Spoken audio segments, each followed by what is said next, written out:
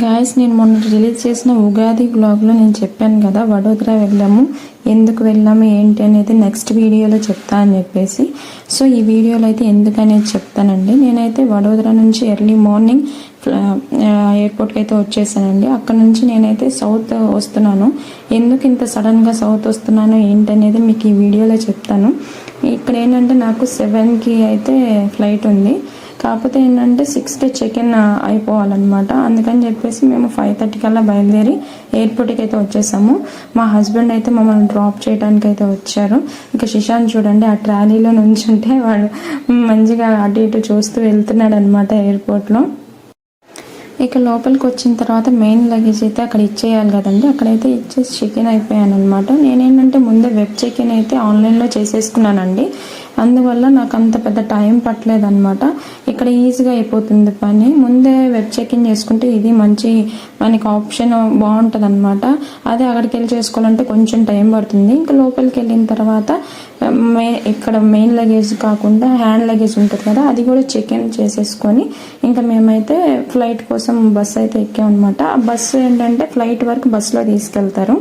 So మా వాడు first time flight చూస్తున్నాడు అనమాట దగ్గర నుంచి. వాడు కొంచెం అలానే చూస్తున్నాడు ఎక్సైట్ అయిపోయి. కాకపోతే కొంచెం నిద్రమత్తులు అయితే ఉన్నాడు వాడు. ఇంకా నాకు కూడా చూపిస్తూ ఉన్నాడు అనమాట ఆ ఫ్లైట్ని. అని చూపించి అదేంటి ఏంటి అని అడుగుతూ ఉన్నాడు నన్ను. ఇంకా నేను వాడికి కూడా చెప్తూ ఉన్నాను ఆ ఫ్లైట్ని. పొద్దున్నే అలా చూస్తూ వాడు కూడా మంచిగా ఫీల్ అయ్యాను అనమాట. మేము ఇంకా ఫ్లైట్ దగ్గరికి బస్సులో వచ్చేసాము. బస్సులో వచ్చేసి అక్కడ కూడా మనం టికెట్ చూపించి పైకి వెళ్ళాలన్నమాట. ఇంకా మేమైతే ఫ్లైట్లో కూర్చుండిపోయామండి. వాడు అప్పటికే నిద్ర వచ్చేస్తుంది.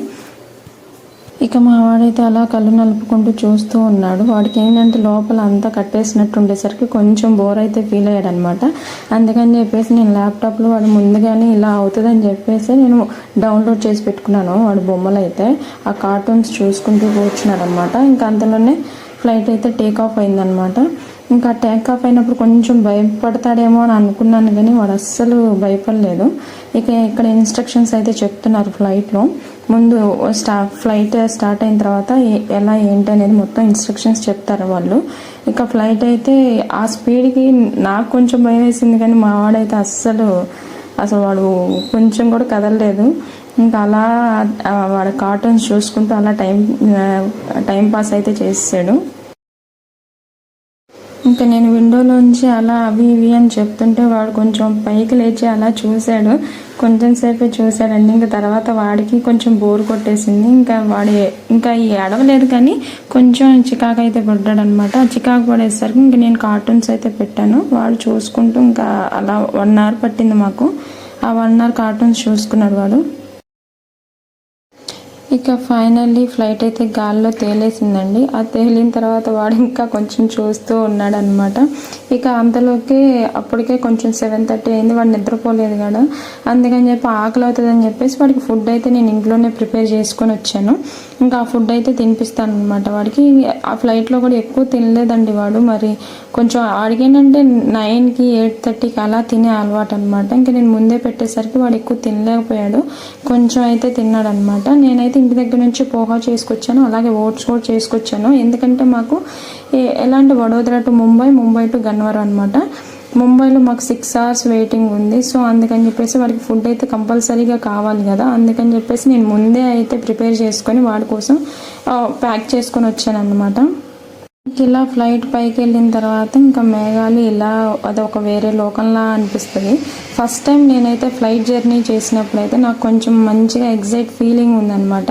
ఇంకా తర్వాత ఇంకా ఒక 4-5 టైమ్స్ ఎక్కేసరికి కొంచెం బోర్ ఫీలింగ్ వస్తూ ఉంటుంది. అదేంటంటే అక్కడ సౌండ్ ఎక్కువ వచ్చేసరికి ఆ చెవులో ఏదో దిబ్బులు వచ్చేసినట్టు అనిపిస్తుంది అనమాట.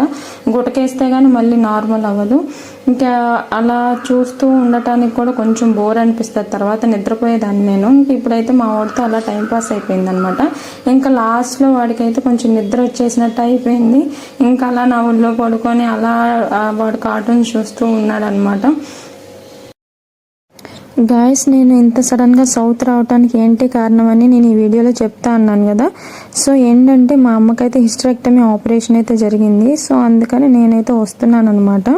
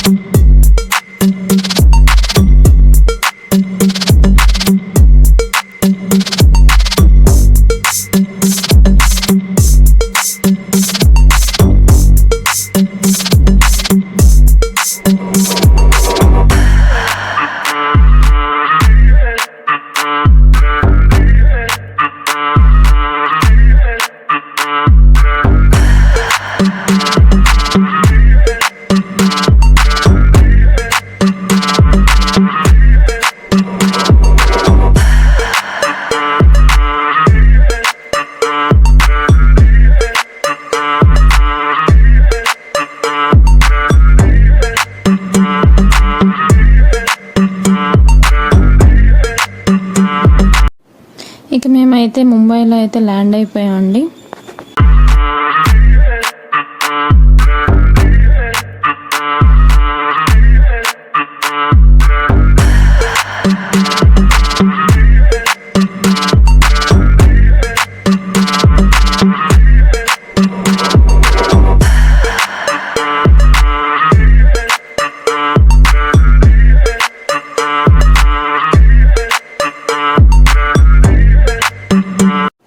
ఇక ముంబై ఎయిర్పోర్ట్లో ల్యాండ్ అయిన తర్వాత మా వాడైతే ఒక్క దగ్గర ఆగట్లేదండి, అలా పరిగెత్తుతూనే ఉన్నాడు.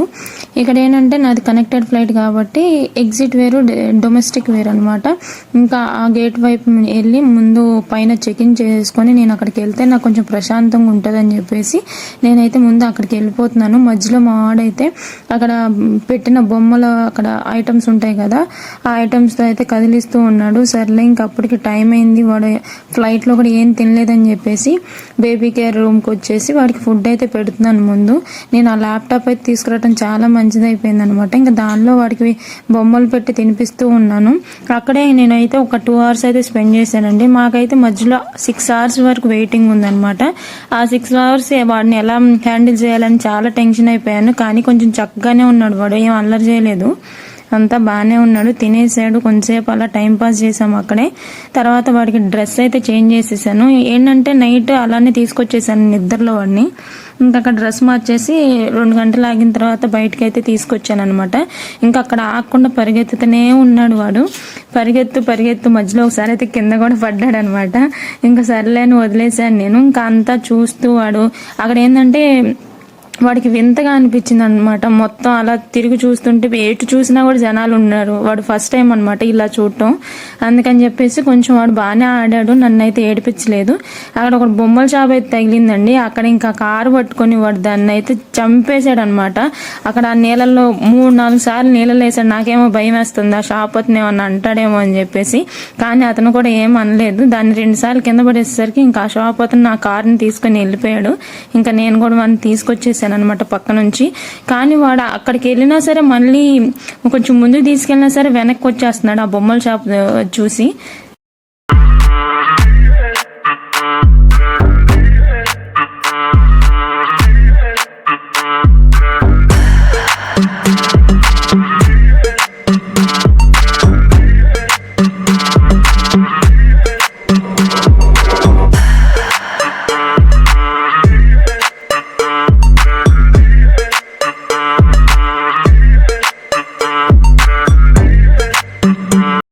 ఇక నేనైతే అక్కడ నుంచి వాడిని తీసుకొని గేట్ దగ్గరికి అయితే వెళ్తున్నానండి.